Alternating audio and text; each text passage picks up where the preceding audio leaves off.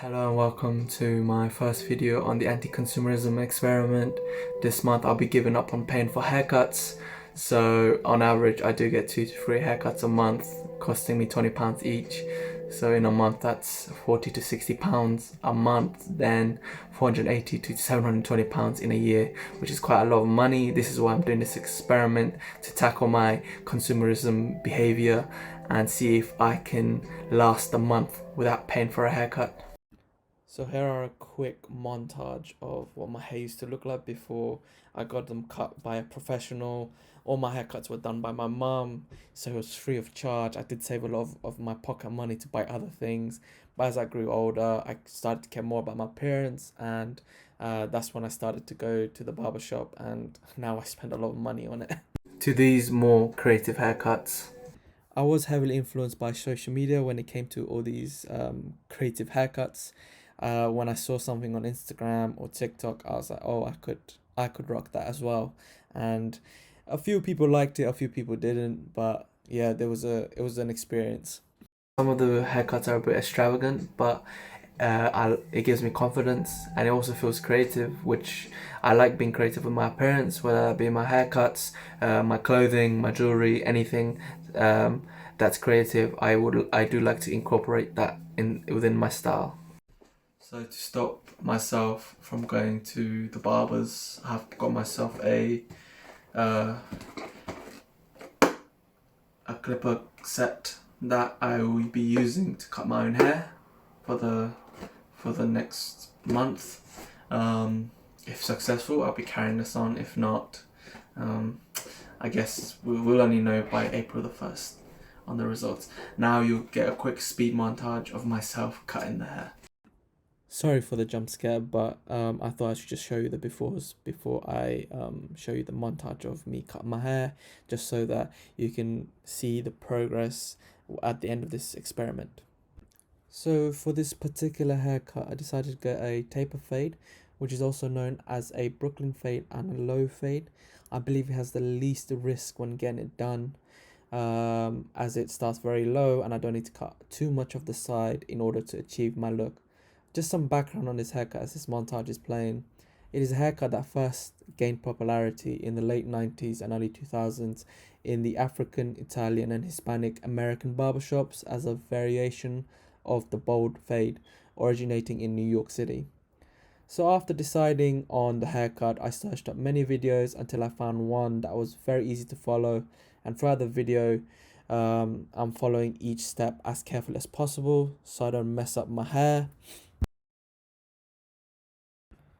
So here are the after pictures that were taken the next day. I would say not a bad job done by me for first ever haircut, and I'm looking forward to what I can do on my second one.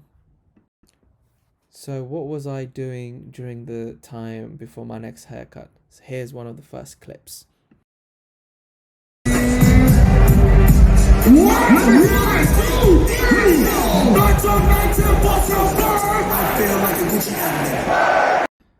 Pretty hectic. Apart from that, I played football quite a few times in this particular place, and also had a little photo shoot in front of the City Harvest vans. And here is a sped up clip of Kristen talking to the comms team. Beyond all of it. Deeply proud of standing in front of this band.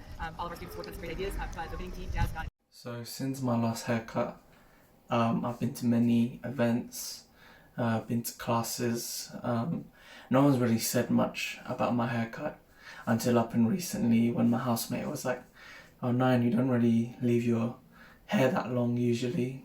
And then yeah, that's the only comment I've had with my hair since my last haircut. Now I'm going to be doing my second haircut of the month, which is right now on the 22nd of March, as I have a class photo and a London Lions game to go to, so I want to look my best. So I'll be showing you a before and after like usual, and I'll also show you bits of my haircuts. Today I'll be cutting some of the top off, which is a big step for me. I don't really want to touch it too much, but to make this transition I have to do it just at least once. So for the second haircut I will be cutting some of my top of my hair off. Once again, I'll be showing you the befores of my haircut. It's grown quite long since the last time, and I'm hoping to improve from my previous attempt. Luckily for me, there was scissors and combs that came with the barber set, so it allowed me to cut my top of my hair with ease. But for the top in particular, I didn't really watch a video. This is more of a freestyle. I just cut what I thought looked long, as I thought watching a video would just complicate things. And as you can see from me quenching my face, I'm unsure about this. Then when I went to cut my sides, I thought the taper fade is probably the best to go for again, as I've already experienced it firsthand what it would be like. Then I followed every instructions. Again, I tried to take my time. I tried not to rush it as much as I wanted to improve from the previous one I just did. So here are the afters of the haircut. I think it looks pretty good. Not as good as what the barbers can do, but for a beginner, I'm pleased with it. And the back has had the least progress in my opinion, because I didn't really have a double mirror to look into, and the images were also hard to take without someone else taking them for me. In between my last haircut to the end of the experiment, I did go to various places. One of them was the England versus Ukraine game.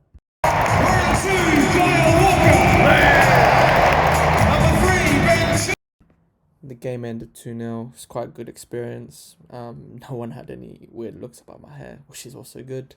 But look at this foot traffic. Oh my god, I thought I would never get home. Then I went to the London Lions game versus the Newcastle Raiders. It was a good game. There was a decent halftime performance, and thank you to Seat Harvest for the invitation.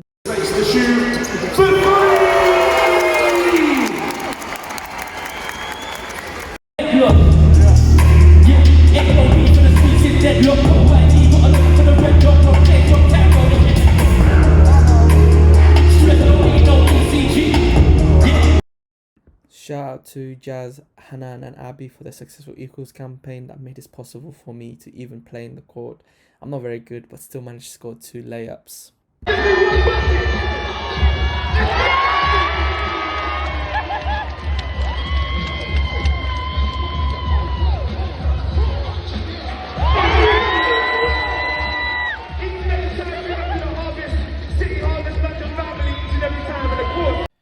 Since the experiment has ended, I have gone back to my barber's because I do have an important meeting that I want to attend, and I want to look my best. But I would say all in all, the experiment was very successful. The experiment has made me realize with practice I could get the same or similar results to my barber, and I think I would save a lot of money for long term, and I'm just hoping that I could get better with practice and not just plateau in my skills of barbering.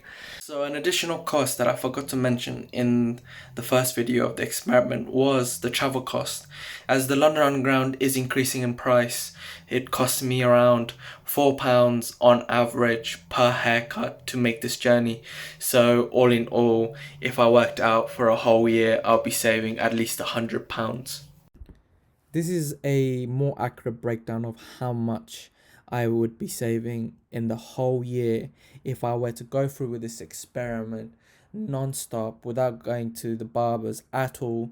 It would be £531 to £819, which could cover my rent and my bills for 1 month, could allow me to go to Asia.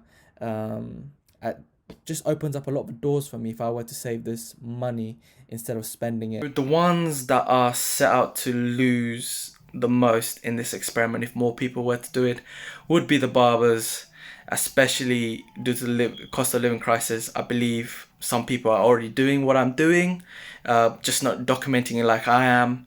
And the ones set to make some profit or gain something would be the manufacturer of like people that make the clippers, scissors, anything to do with hair that you can do by yourself. I think they are set to make the most money if this were to be the trend.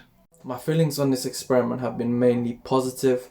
Initially I was very 50-50 on this because I do take great pride in my appearance, and hair was one of the important things that I do spend a lot of money on. But now that the experiment is finished, it has been mainly positive, and it only has opened my eyes to my spending habits. And I'm gonna be looking into my other aspects of my life and see where I can cut down on spending too much money on certain things. Now that the video has come to an end, I hope you've enjoyed tuning in, and thank you for listening to me ramble on about this anti-consumerism experiment. Thank you. That's it from me. And bye.